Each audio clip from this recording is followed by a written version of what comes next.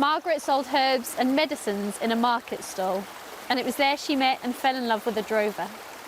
At first he was a chancy lad, always away and never home, but eventually he settled down and they were married. He brought with him stories and sweet songs, and she her knowledge of herbs and medicines.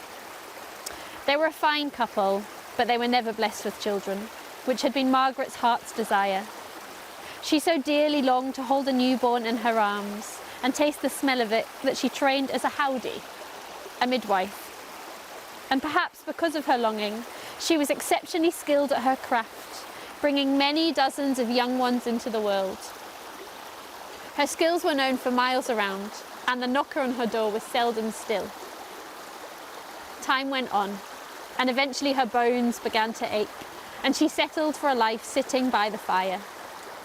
She crocheted blankets for the little ones of the village and socks for the old man, her husband, who sat on the other side of the hearth. One night she was just about to go to bed when there was an urgent banging at the door. Someone was in a hurry. She clicked up the latch, and outside stood a man, small in stature, with a gleaming black horse. "I've come to fetch you," he said. "The master's wife is about to deliver, and he has asked for you to come and help with the birth." "I'm too old for this," Margaret replied. But the man insisted. "The master only wants you and is prepared to pay well." He held out a capful of gold coins. "There's the same again if you stay on for a few days and look after mother and child, but you must agree to go blindfolded." Now Margaret was intrigued. She understood well enough that folk did not always want their infidelities broadcast, but to be paid with gold? Well, she'd never seen the like before. It'd buy a new soft bed and a lot more things besides. "I'll gather my things," she said suddenly. Margaret got together her bits and pieces and nodded a few words to her husband. The strange man blindfolded her with a silken scarf and mounted her behind him on the horse.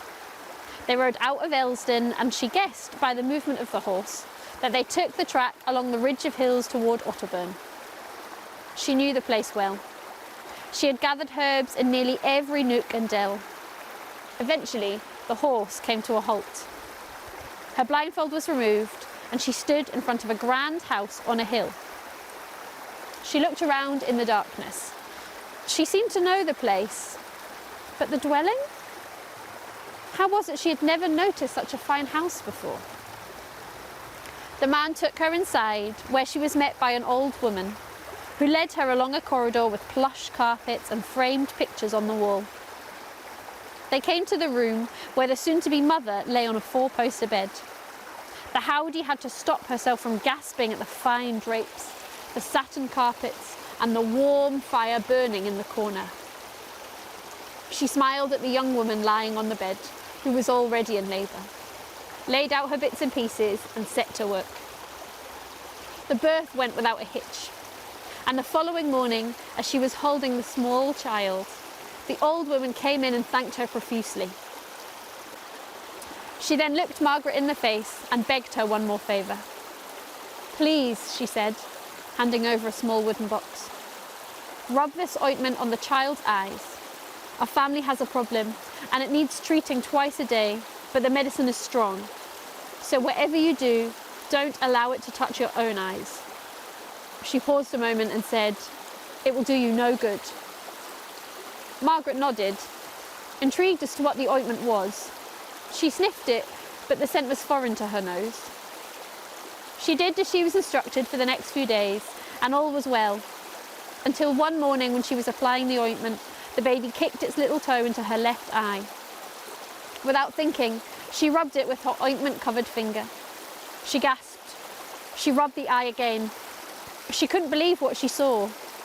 She needed to check, so she covered the right eye and looked through the left, then covered the left eye and looked through the right.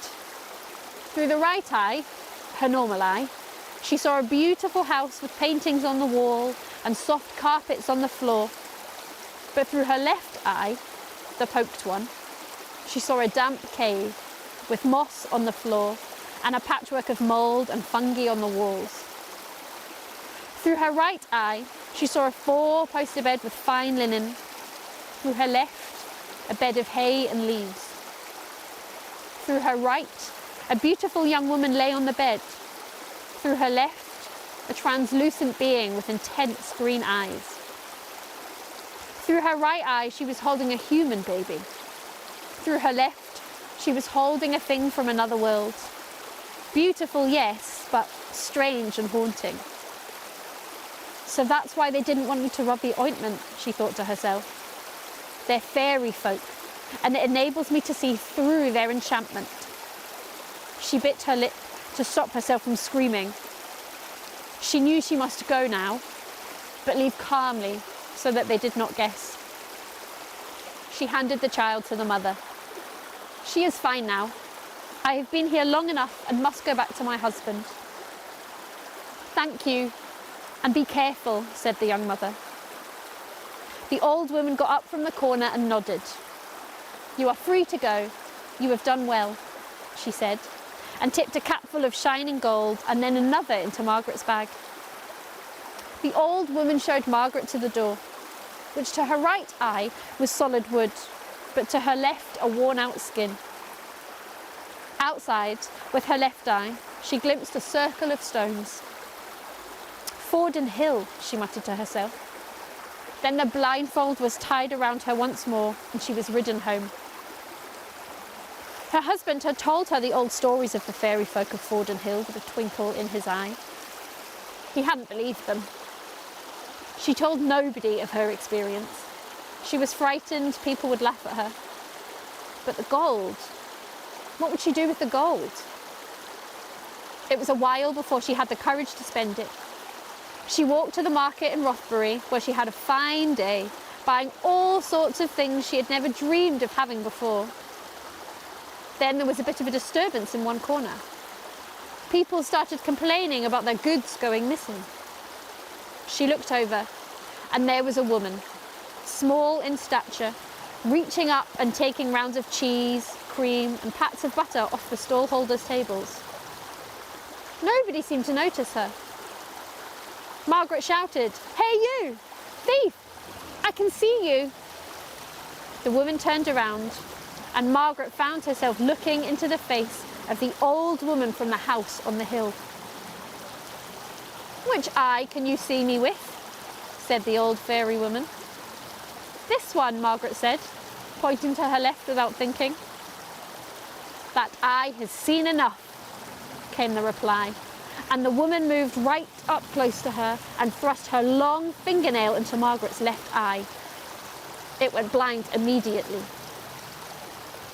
She never saw through it again, though she never forgot the fairy folk, and knew that though you may not see them, they are there, right under your nose.